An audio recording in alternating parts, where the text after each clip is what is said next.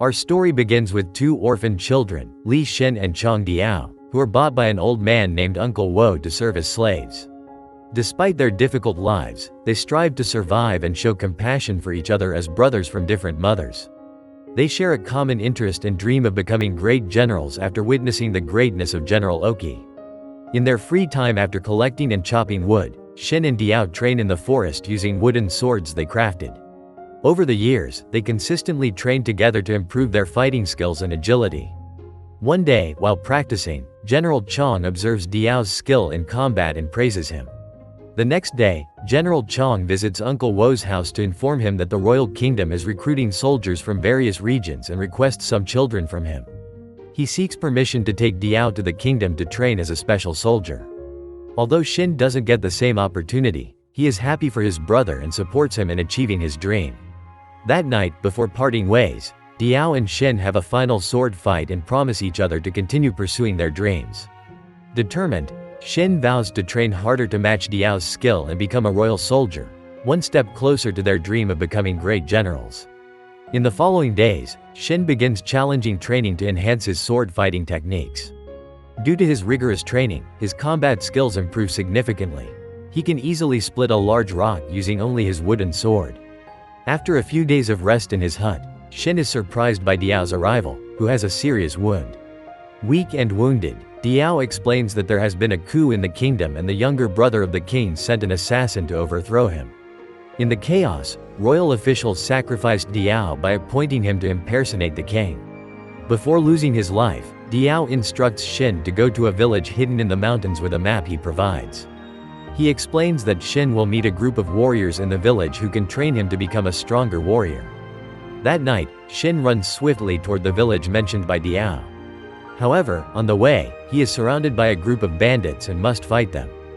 Fortunately, thanks to his intense training, he easily defeats all the members of the gang. After continuing his journey, Xin finally reaches his destination and finds a small hut where King Yuan is currently residing after escaping the kingdom. King Yuan explains to Xin that General Chang brought Diao to the kingdom because he bears a striking resemblance to King Yuan.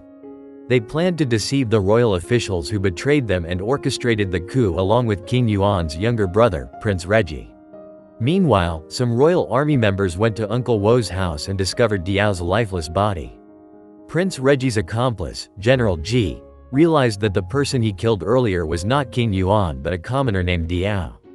Upon learning that the kingdom deceived and sacrificed Diao, Xin feels intense anger towards King Yuan. As they argue, an assassin sent by Prince Reggie suddenly appears at their hideout, intending to assassinate the king. The assassin urges Xin to kill King Yuan, claiming it was the royal official's orders and that he was the one who killed Diao. Instead of listening to the assassin, Xin attacks him, suspecting that the assassin is responsible for his friend's death. After an intense battle with various frightening attacks, Xin manages to defeat the assassin. After the fight, he returns to King Yuan and expresses his dismay, unable to accept Diao's death. However, King Yuan tries to calm him down, explaining that all of Diao's suffering was a sacrifice to save the entire kingdom. King Yuan reveals that he needs to stay alive to prevent the king's power from falling into the hands of his corrupt and ruthless younger brother. If that happens, the kingdom would surely be destroyed. King Yuan encourages Xin to join him in forming a new army and reclaiming the throne from Prince Reggie to ensure that Diao's sacrifice and loss of life are not in vain. Meanwhile, Prince Reggie feels extreme anger upon learning that King Yuan is still alive and orders his accomplice assassins to pursue his elder brother. The next day, while King Yuan and Xin walk through the forest, they are suddenly attacked by an assassin using a poison needle as a weapon. Xin fights against the assassin until he manages to strike the opponent's neck. After successfully defeating the assassin, Xin suddenly loses consciousness due to the poison needle's impact on his body. Fortunately, King Yuan saves him and takes care of him until he recovers. When Xin wakes up, they are surprised by the presence of a group of royal army members who enter their hideout. Fortunately, this royal army remains loyal to General Chang, who stays faithful to King Yuan after declaring his loyalty to the king. General Chang helps them formulate a strategy to reclaim the throne from Prince Reggie. On the other hand, even though Prince Reggie has not yet succeeded in overthrowing King Yuan, he decides to declare himself the new king in front of the entire kingdom's army. Meanwhile, King Yuan is concerned because he has a limited army compared to his brother's forces. Upon hearing this, General Chang advises him to meet with the mountain tribe and seek their assistance in forming a larger army alliance. Agreeing with the suggestion, King Yuan immediately orders his entire army to begin their journey toward the mountain tribe.